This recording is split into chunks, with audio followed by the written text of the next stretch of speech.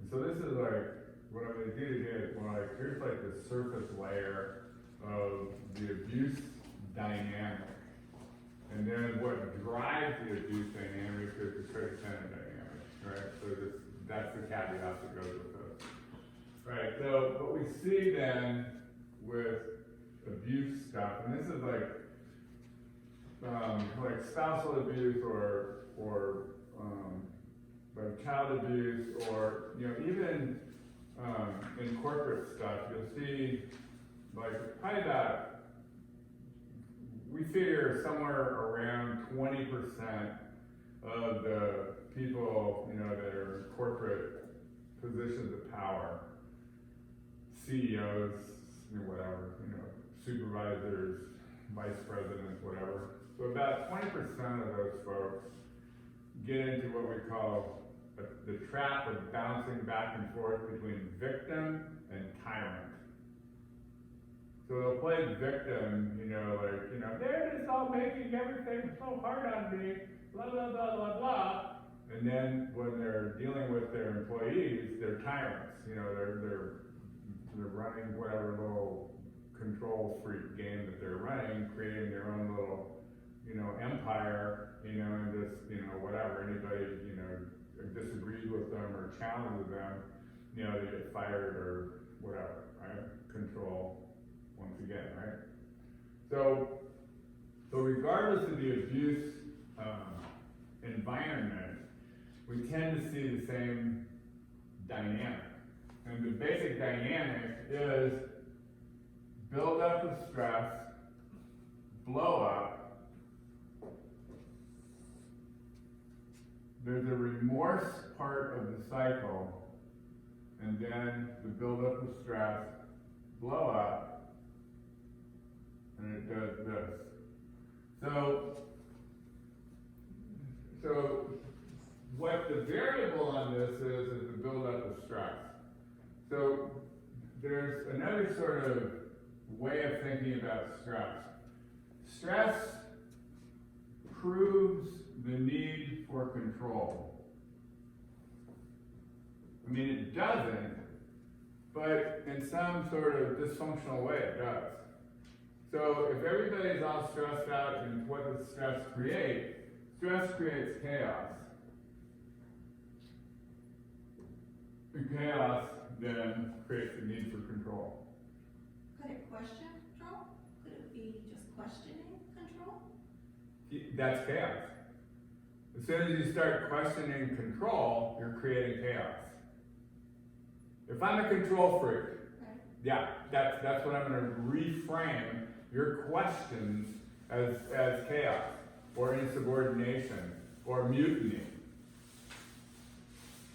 And so now I have a greater need to control. You need to go to jail, or whatever.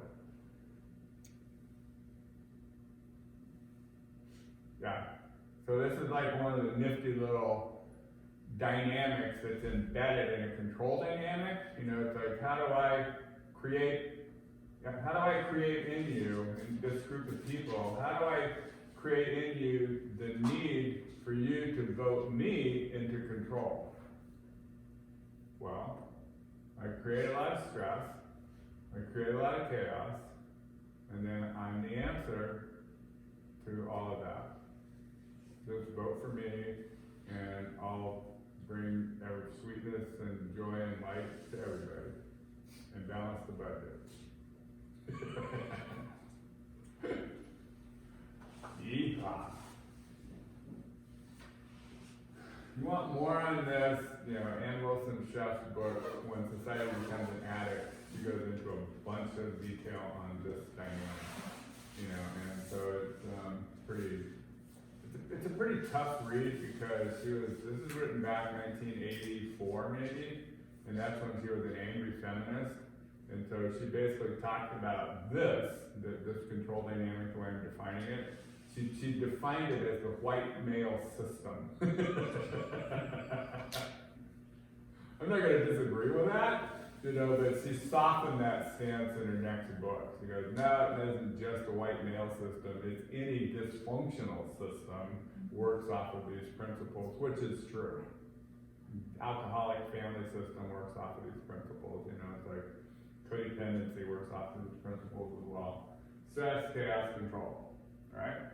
So stress, build up, build up, build up, build up. So then there's the explosion, so that's the chaos that sort of creates the need for control. So we get down here, and I get to honeymoon part of the cycle, right? And so the honeymoon part of the cycle is where the only place where you're going to get remorse. So I'm sorry, I'm never going to do it again. You know, please believe me. You know, this is just a one-off. You know, I didn't mean it. You know, it's like, you know, I didn't mean it. Blah blah blah blah blah. We just need to make these changes so that everything going forward will be fine. And of course, I'm not going to be making any changes. You are. You're going to be making the changes. You know, blah blah blah. So, of course, nothing changes. If nothing changes, nothing changes. So, build up, blow up. So here's what happens though. It's like when I've got this little line here, like I've come out of the remorse part of the cycle, and I get to this place where I get pissed off. You know, it's like, boy, that was really humiliating, apologizing to that bitch over how she triggered me in the first place. And that's the first domino. And the stress starts again. So I come out of the remorse with resentment. Duh. Of course I do. Because I didn't do anything wrong. Narcissistic me. So what happens then over time, so this is stress over time, is that this starts getting closer and closer. And then what happens is this. And what is this one? This is our norm? Time. Well, time and also lack of stress, right? So this is like where I'm in a de-stressed place, like a normal place, so to speak, like I de-stress by blowing up, and I bounce below, and then I bounce back up, right? Okay, so what happens here is that the remorse falls off, right? So eventually over time, the remorse kind of, you know, doesn't happen anymore. I just start bouncing from, you know, stress to blow up, stress to blow up, stress to blow up, right? And so this is the way that we'll talk about this later, is chronic stress, right? So chronic stress is kind of what we're talking about. Okay, what does chronic stress mean? Stress became a habit, right? So it's how I do life now. I'm just like chronically stressed, and I just don't even know it. Because it's become a habit, I don't really know that I'm chronically stressed. This is the new normal. And when we get to stress management, we'll go into that in some depth and detail. It also makes me pretty volatile. You know, it's like I'm really, you know, not in a good place. Because anything can just set me off. I don't know what's going to set me off, but it probably will. Whatever it is, it probably will. So it's really a scary place, right? And here's one of the pieces, you know, that falls out of this way of looking at it. As soon as the remorse part of the cycle falls off, that's when women show up at the shelter. They've got no way now to control the system. They've lost control within the dynamic that they're dealing with. As long as the remorse existed, they had power within this system. Once the remorse evaporates, they've lost power in the system, and now they escape at that point. Another way of saying it, no matter what system you're in, if we look at this just from a systems point of view, not a good or bad or right or wrong or any other kind of point of view, just from a systems point of view, you will adapt to whatever system you're in. So women in this system will adapt to it. They will find a way to make, the business of their own life work. And they will do it through manipulating the system. So when I worked in a shelter, these many years ago, I used to go back into the shelter on Wednesdays at noon and have lunch with the residents that were there, and we'd do an informal codependency group back in the shelter. And I went in there, it was November, 15th or 20th, or it was November, late November. And the freaking shelter was packed, so these women came into the group room that I was in, having lunch together. And I asked, I said, gee, how come what's going on out there? Is it a new moon or something? And they just laughed and they said, no, we all triggered our husbands so that they'll be in the remorse part of the cycle when the holidays come.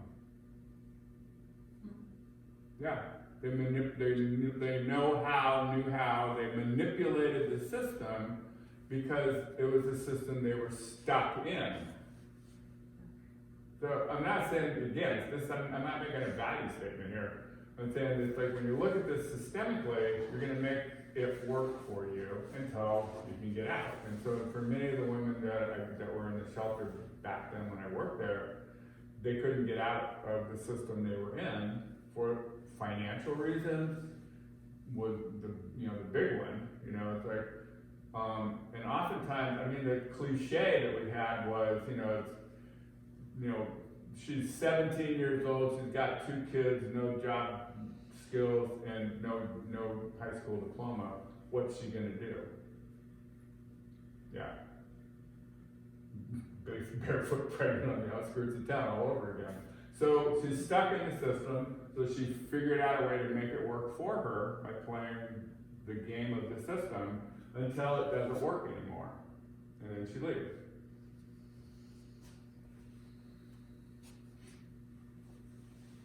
Alright, so this is the stress honeymoon, build up, blow up. Alright, so, and it's not, I'm giving it to you in gender terms to some degree because it's making the point I'm trying to make, but it's not gender. Women do this as much as men do this, build up, blow up. If you get child abuse where the woman is the perpetrator, this same system is in effect. Build up, blow up, honeymoon.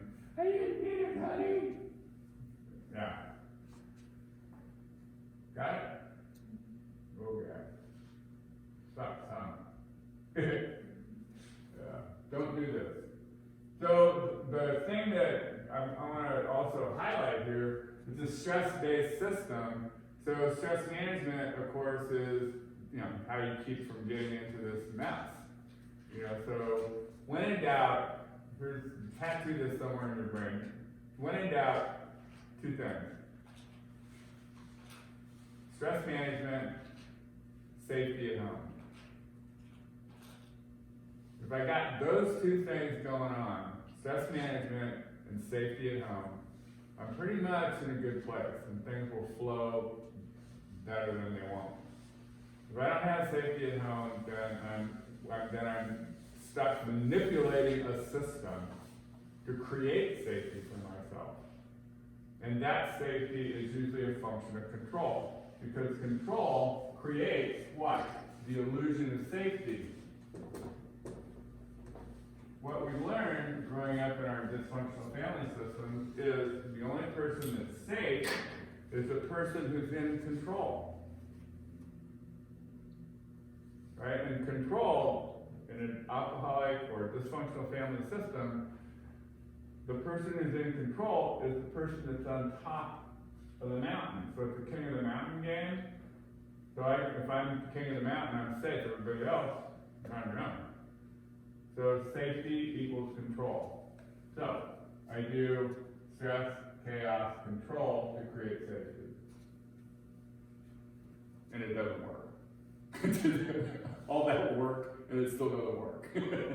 It still blows up in your face. So what's the out? Stress management, being safe at home.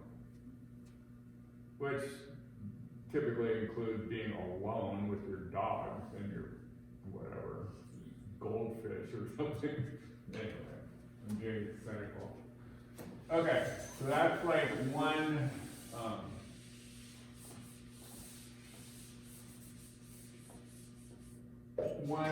dynamic. Okay. Another dynamic that we see frequently in abuse like presentation is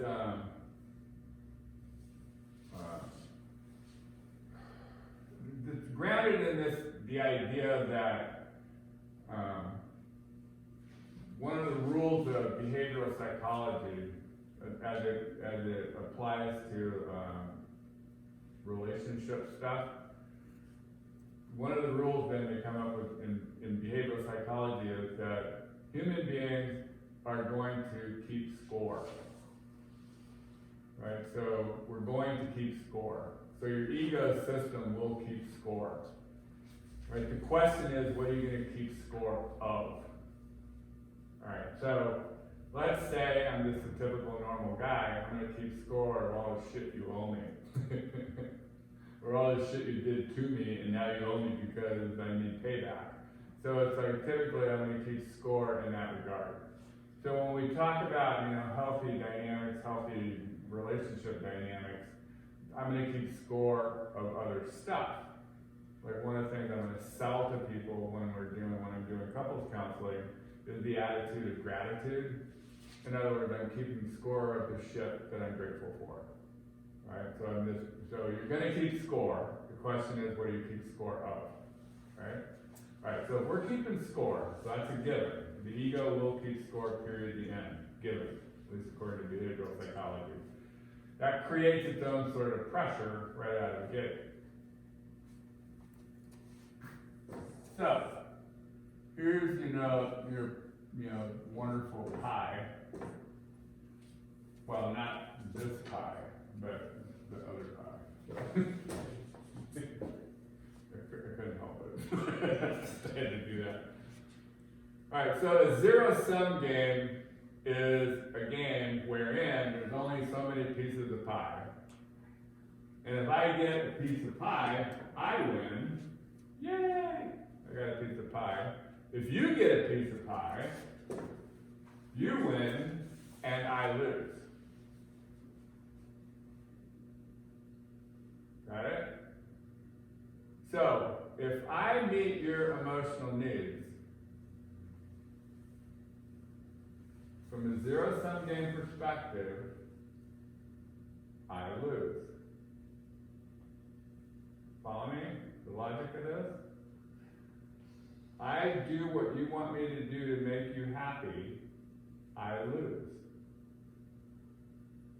I coerce you into making me happy, I win. But you lose.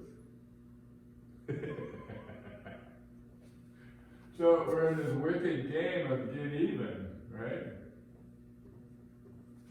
And regardless, there's no way to get even, because my even is you're at one down. Like your even is I'm one down. So you're always one down. Somebody's always one down. And needs to get even. So this whole horrible game of get even, it goes on and on and on. But it's a horrible game of get even because of the assumption of the zero-sum game. The zero-sum game has to be, the ground upon which we start, or we don't get into the get even dynamic. Why? If I'm operating from a place of enlightened self-interest versus the zero-sum game, so I'm operating from the place of enlightened self-interest. So the typical way that this gets phrased is the rising tide lifts all boats. That's one of the ways that this gets phrased. What does that mean? If I take care of you, boom, all the boats rise. If I take care of you, if I meet your emotional needs, you are now in a much better place. So you will want to meet my needs. I won't have to even ask. Well, I probably will, but it's no big deal. But the point is, The point is, I'm operating from enlightened self-interest. I'm taking care of you, and I'm just kind of throwing it out there and saying, hey, da da da da da da da. And I don't have any expectation of a return on that investment. Because I know that if once you're in a good place, and you've already committed to a relationship, you're just going to spontaneously be good to me because I was spontaneously good to you, enlightened self-interest. Which violates the zero-sum game philosophy. But it also works. You know, it works better, as a matter of fact, than the zero-sum game works. Because if I stay stuck in the zero-sum game, I'm in a forever game of getting even. So I'm in a forever game of being stressed out. I'm in a forever game of being one down, pissed off, and trying to get what I need. Endlessly. Yeah, so I don't want to live like that. But it's a part of this dynamic. So the zero-sum game is one of the things I would really want you to watch out for. Well, how would you do that? Well, one of the things I'm going to recommend that you do is every time somebody else wins, applaud. Just get in the habit of applauding other people's wins because it breaks this dynamic. Because every time somebody else wins and you feel like you lost and you're jealous or upset or resentful or whatever the hell, then then that's the leftovers of this game that you were taught when you were a kid. Because this actually is appropriate for that developmental stage. For grade school, it's appropriate. This is the best you can think of. But because the zero-sum game is pretty concrete and pretty black and white. You know, it's like the enlightened self-interest requires abstract reasoning, and you can't do that when you're 8 years old. Right? So it's a more sophisticated way of being in the world. So this actually is appropriate and normal if you're 8, 9, 10 years old. The zero-sum game. And so when you come out of that place and you start applauding other people for winning, right? Once you're able to do that, the world sort of opens up. And you go, oh wow, you know, it is so cool to be happy for other people's wins. I mean, you get to that place eventually, you know, where it's like it's that vicarious enjoyment, which is abstract reasoning, vicarious enjoyment. I'm able to see things from another person's perspective. It's like, wow. It's like it's a way more fun world to live in. So you're not talking about giving them the slow clap like that. you mean like actually applaud their win? like the fuck you clap? No. You got it. It's not that one. You know, it's like actual genuine, you know, like happiness on their behalf. You get that sometimes. Well, you get that with kids. I mean, you know, when your kids, you know, are winning something, it's like your heart overflows, right? So, well, at least most people do. I think there's some parents that are still living through their children. You know, that it gets kind of tricky. Okay, you got this dynamic though, right? Yeah, I know. I used to coach girls softball, 5th, 6th grade girls. I had a girlfriend one time that had a daughter that was in 5th grade, and she came home from school, and there was the most beautiful con you ever saw. But she came home from school, and so I said, "So how'd you go?" So went to the tryouts for the softball team, you know, that they had at the school.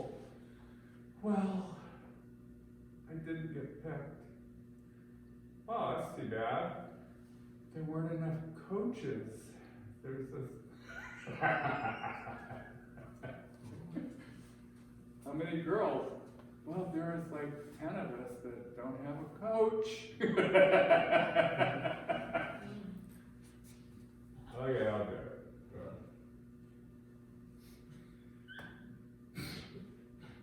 It was hilarious. So this is really kind of funny. I got all the girls that nobody wanted, right? We won the championship for our league. Okay. It was hilarious. So, alright. Got all this?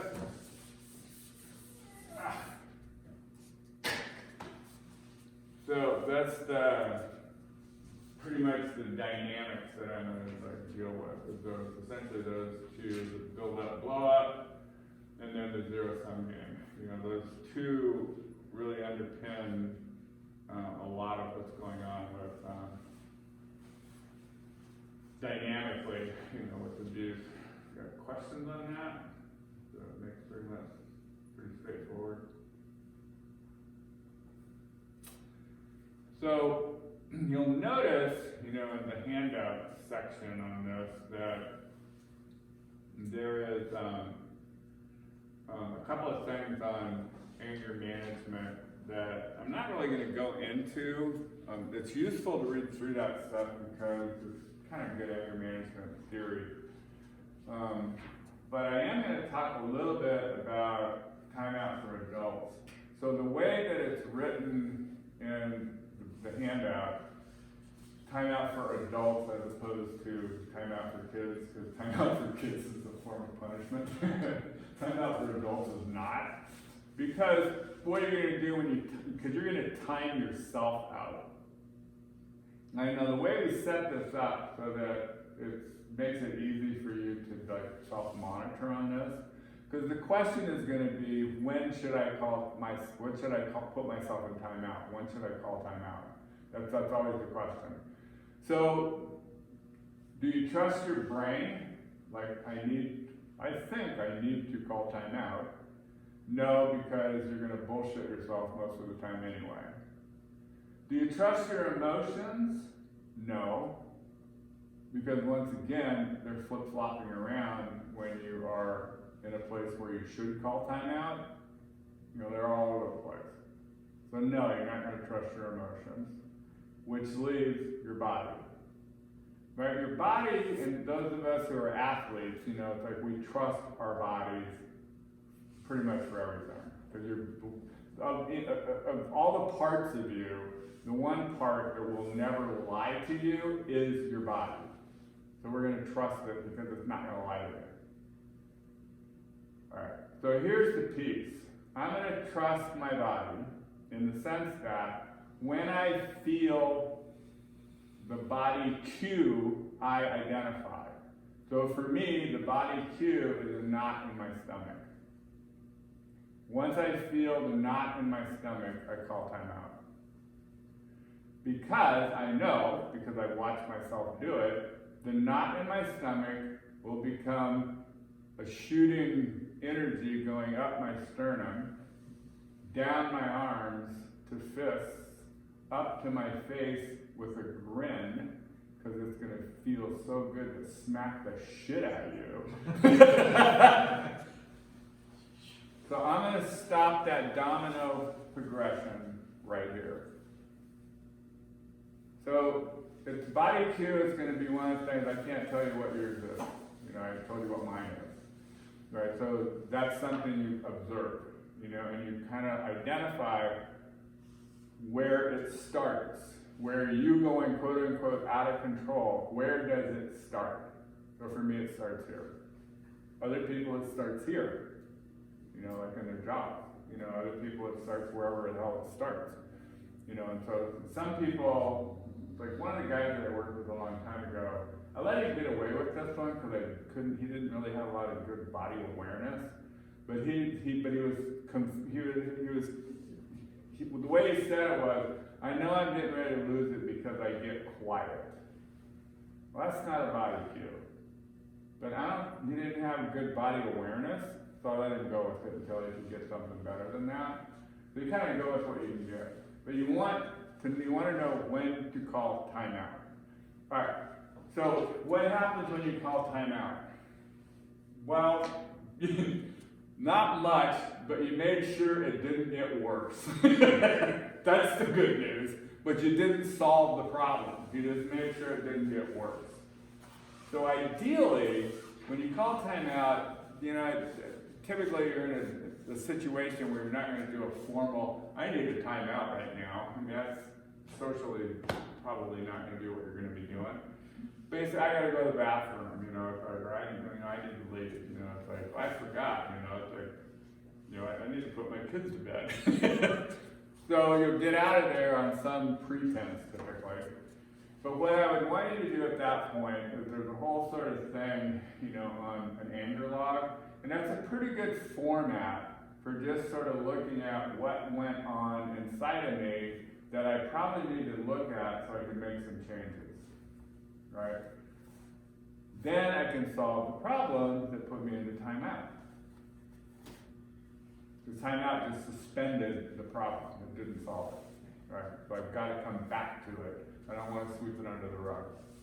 I need to come back to whatever it was that flipped me out. Timeout, the way we sort of look at this as counselors, timeout is the fail-safe. Right? Yeah. So I want the fail-safe in place before, you know, we start digging into, you know, your childhood abuse or whatever it is that we're going to dig into. I want a fail-safe in place just for your safety. All right? Yeah, because this timeout might be a relapse timeout. You know, I'm not going to drink. You know, I'm not going to start cutting on myself again. You know, I'm not going to, you know, whatever. You know, so the timeout is like, I don't want the dominoes to flow. So I stop it here. Whatever it is for you. And then, it's like you do the writing on, find out what the hell it was, you know, that got triggered, what was trying to surface, you know, whatever. You know, so you get yourself safe, you know, no booze, no oxy. Yeah. Call your sponsor, no, whatever. Got it? Alright, so that's all of that. So that's all the didactic stuff. So now it's like we're going to do a fun little exercise. So we'll take another bathroom break, and then I got to get you some cool things to play with. So.